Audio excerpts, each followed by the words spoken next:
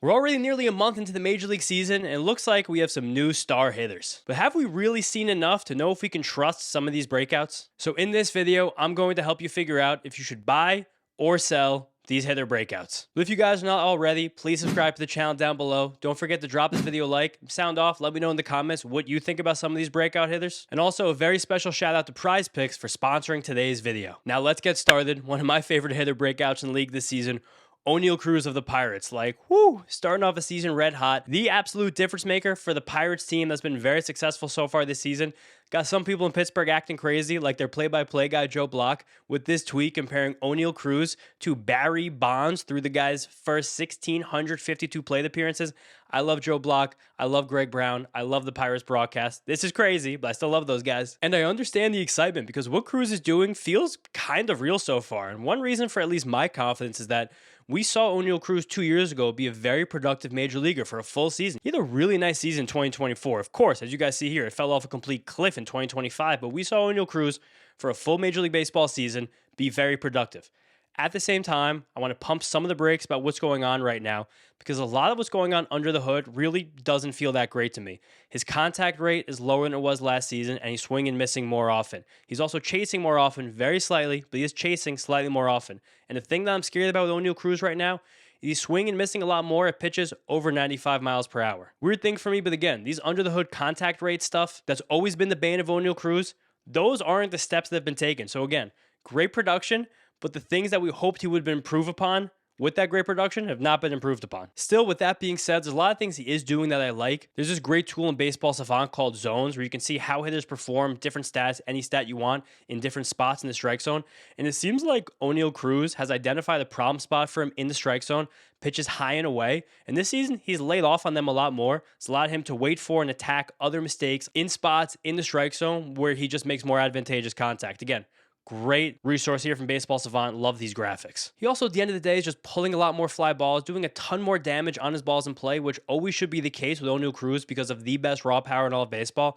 It was almost weird last year how little damage he was doing on those balls in play. And it was kind of ridiculous with his tools and with underlying stats not even being super deplorable last year that he was as bad as he actually was. He will, no doubt this season already, be better than he was last season. No doubt about that. You can take that. But I think more likely than being the MVP caliber player we've seen so far, Cruz likely regresses to something more like the player he was 2 years ago, maybe a tick better than that. It's just very difficult for a player with as much swing and miss as he has to actually wind up being consistent and sustainable over a full season. But I'm still technically buying this breakout because if Oneil Cruz winds up with an 800 OPS, 30 home runs, and 35 stolen bases, that's basically a first-round player in fantasy baseball and someone who will be at the All-Star game this year. So again, I'm buying the Oneil Cruz breakout, but not to the extent of being one of the best players in the league. Now, quickly, before we get to the next hitter, this video is brought to you by Prize Picks, America's #1 sports picks app. If you're not on Prize Picks yet, here's why you should be. First of all, the app is super simple to use. All you do is pick more or less on a few player stats, lock your lineup, and then you're in. There's no complicated strategies, no confusing interfaces, just you, your sports knowledge, and your picks. Right now, I'm looking at some picks for Friday night in the NBA playoffs that I love, like Jaylen Brown, more than 1.5 three-pointers made. He takes tons of three-pointers. Also, Tyrese Maxey, more than 19.5 points. Maxey puts up tons of shots. Not very efficient so far this playoffs, and the Celtics defense is just throwing everything at him, but I like that number for him. And then LeBron James, over 40.5 points, rebounds, and assists. He's doing everything so far in the Lakers in this series against the Rockets. Also, you guys can follow me on the app so you can see my lineups in real time before I even tell you about them here. But here's the best part. If you're a new user, you can get $50 in lineups just for playing your first $5 lineup. All you have to do is download the Prize Picks app, sign up with promo code HMA, and you're good to go. The link for that is right there, top of my description. And you can play on Prize Picks from most states: California, Texas, Florida, and of course, New York. So check it out, use code HMA, and make sure you only play if you know you can do so responsibly. Thank you again, Prize Picks. Next up, we have Ben Rice from the Yankees. Now, I was hesitant to even include Ben Rice on this because I think most baseball fans are in the know that Ben Rice broke out last season. He just got very, very unlucky on his balls in play. But I want to say right now, defiantly, buying this breakout, buying this breakout, buying this breakout. This guy's an unbelievable hitter. Again, looking back to last season, such a pretty StatCast page. Did amazing things under the hood. Just didn't translate to super elite production. Right now, it's translating to crazy elite productions. Home runs every single day for Ben Rice. He can't get out. I think he's ascended to a point where he should basically be considered the top 20-ish hitter in the entire league. And on top of the amazing counting stats you guys see above my head, everything underlying is pristine. almost no one in the league makes better contact than Ben Rice at this point. While he's hitting the ball so hard, he's lifting it, he's pulling it. He's top 20 in one of my favorite stats, barrels per swing. Something that's basically designed for Ben Rice for how patient he is and how much he's able to lift the ball with authority. He also barely chases out of the zone. He also doesn't swing very much at this point. He's even swinging less than he did last year. But pitchers are starting to respect him like the elite hitter he is. So yeah, why not? Let all those pitches out of the zone go by you and run a 20% walk rate like he's doing so far. He's super sick. Buying the breakout. Aaron Boone, just please play him against left-handed pitchers, please. Next up is a fun one. We got Jordan Walker from the Cardinals. And first off, before we really get into this, I just want to say I'm proud of Jordan Walker. It was ridiculous how the baseball world was writing off a 23-year-old former top prospect with absolutely unbelievable, obscene, ridiculous raw power who had an above average full major league season when he was just 20 years old. All of that being said, we should not have been quitting on Jordan Walker the way we were. But at the same time, what's gone on so far this season will not sustain. That's not a bad thing. That's not me saying Jordan Walker's going back to the tubes, but I don't know if we're going to see MVP caliber Jordan Walker for much longer. I want to show a great graph from Nate Schwartz, great writer, great analyst at Pitcher List, friend of the channel over here, just about how much Jordan Walker's zone contact rate is dropping like a rock recently and how somehow he's able to sustain very good production, evidenced by that WOBA, while again, that zone contact rate is dropping to the levels we've seen his zone contact rate for the last few years when he's been very unproductive. And there's some reasons for that. One of the scary reasons for that is that coming into the season, Jordan Walker's swing decisions were really abysmal. He just kind of went up there with no plan. At least wasn't really aware of what pitchers trying to do to attack him. They're better right now, but I think at best they're tenuous. And as pitchers start to respect him more, I think there's a chance for those swing decisions could possibly bottom him out again. And as we see that zone contact rate drop like a rock, that gives me a little twinge in the back of my neck that the cold streak is coming. But at the same time, few hitters can do what he can do. Like another big shout out here from Nate. He's a huge Cardinals guy again. Great analyst. He's linked here in the description. We're showing this hot shot up the middle from Walker, 112 miles per hour off the bat against a sweeper that's nowhere near the strike zone. Just getting his bat head on that ball is something, and scorching at 112 miles per hour, letting it sneak through the infield, getting a hit, that's another thing. Those are the kind of things that are going to improve Jordan Walker's floor. But I want to caution people again to expect like 50 home runs, 40 home runs. I think we're going to get something like 30-ish home runs, maybe like a 320 on base percentage. It's going to be a very good season, but there will be lots of hot and cold streaks that wind up getting us to that point. I think he's absolutely still undoubtedly a guy that should be rostered in every single fantasy league, even a 10-team league. Jordan Walker going forward for me is a top 30-ish outfielder, but you're going to have to weather some cold streaks. When you get through those cold streaks, enjoy the hot streaks come out of it. I'm buying a relative breakout. I'm not buying a superstar breakout. Next up, we got Andy Pages from the Dodgers. Just want to say, I love Pages as a player. He looks amazing so far. 20 RBIs at this point in the season is absolutely obscene. He's really good, especially in real life with that defense, but he's not this good of a hitter. There's just no way he's this good of a hitter. A lot of the things that plagued Pages last year are just still happening. He still makes poor swing decisions. He's still chasing a lot. He's swinging a shade less at pitches in the zone, and the swing decisions are even worse the deeper we dig. He's swinging much less often in the heart of the zone. He's swinging more often in the shadow of the zone, more often in the waist portion of the zone. Just to show you guys what I mean by those, here's a graphic on the screen. Heart's the middle of the zone. Shadow is like a pitcher's pitch just outside the zone, and waist is like a ball in the dirt or a fastball above your head. Just a pitch that the pitcher's throwing at you as a waist pitch. All that being said, his power looks a little bit more legit this season. The bat speeds up, but he still doesn't barrel the ball. He really flashes as a below average hitter when you add his swing decisions and his power. On my favorite leaderboard, barrels per swing, and I still like him. I love him in real life. I only just like him in fantasy baseball, and sadly right now, I'm selling him as a breakout. Now we got one of my favorites in the league, Sal Stewart. This guy's the man. I love watching this dude play baseball. Special player. And now we know after the last few years, very underrated considering how impressive he was in the minor leagues, how good that quality of contact data was, how much he flashed last year in that brief cup of coffee he got in September. All amazing.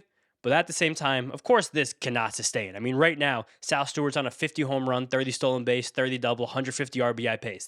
Of course, that can't sustain. But at the same time, it's so hard for me to rationalize Sal Stewart's power output right now, especially when I try to think about his contact distribution. Just to show you guys, his power alley is in right center field. As of recording of this video, 6 of the 8 home runs he's already hit this season have been out to right center field, like basically clustered in the same spot. Right at the same time, I don't know how he gets to the opposite field power. He hits the baseball far out in front of the plate. His intercept point is multiple inches out in front of home plate, but his attack direction is one of the most towards the opposite field in the entire league. Again, very hard. He basically has a really powerful inside-out swing. Then when you look over here in the bat path leaderboard on Baseball Savant, basically no one in the league with his attack direction has a similar intercept point, and similar, if we flip this leaderboard right now, no one with his intercept points anywhere near his attack direction. He's a complete unicorn in the way that he strikes the baseball. And again, he kind of inside outs the ball with a relatively short but powerful swing. He's a smaller guy, so he's really good at getting inside the ball. But usually I like to fade guys with opposite field power like this. But at the same time, he plays in Cincinnati,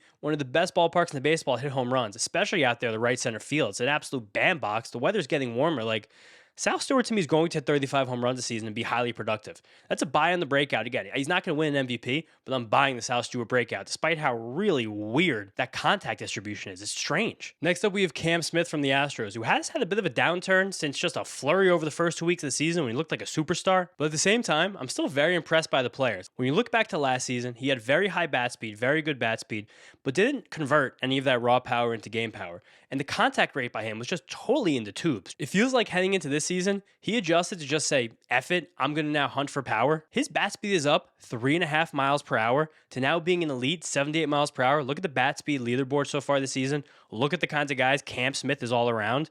But in the process, he elongated his swing by 6 inches. I mean, 6 inches right there, 6 inches right there. That's a much longer swing. Also in the process, he's closed his stance a good bit. His swing decisions were totally fine last year. So I guess, yeah, if he's increasing that bat speed, why not just close off your stance, let that bat speed play, and try to keep the same eye at least you had last year when it was a relative strength for him, at least something he did neutrally well. Now he's getting to ridiculous, insane raw power. He's blasting the ball every single chance he gets. He's become a bit more of a free swinger, but why not take more chances to do damage when you're inflicting as much damage as he is? The contact rate is good. The power's elite. He's taking his walks. I'm buying the Cam Smith breakout. If you get someone right now who thinks the first 2 weeks of Cam Smith were a flash in the pan, get him right now because this breakout's a buy, buy, buy. Next up, we got Dillon Dingler. Always got to shout out my Buckeye brother, but woo, in real life, this is a baseball player. He's fully breaking out, especially because he's one of the best defensive catchers in the league. Just absolutely great there. To the point where last year, when he was only a slightly better than league average bat, he was a 4-win player. But right now, he's a beast at the plate. His stance is a little bit more open. At the same time, he's letting the ball travel a little bit. So that right there is helping him with his pitch recognition. And he's really unlocked something with his pitch selection in the process. He's making way more contact inside the strike zone. When he makes contact, he's doing significantly more damage, while also swinging and missing significantly less. But I do want to slightly pump the brakes on a full-blown buy right here. He has one of the highest swing tilts in the league. That meaning he gets the most uppercut kind of swing you can possibly get in baseball. Riley Green, his teammate, does the same thing. We see guys with more of a swing tilt like this be much more prone to hot streaks and then cold streaks. So I do think that his contact rate will just continue to be fickle.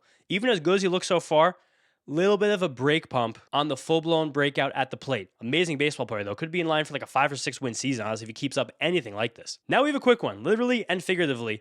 Chandler Simpson. Fun player. I like watching him. I like having players with this kind of archetype in the league.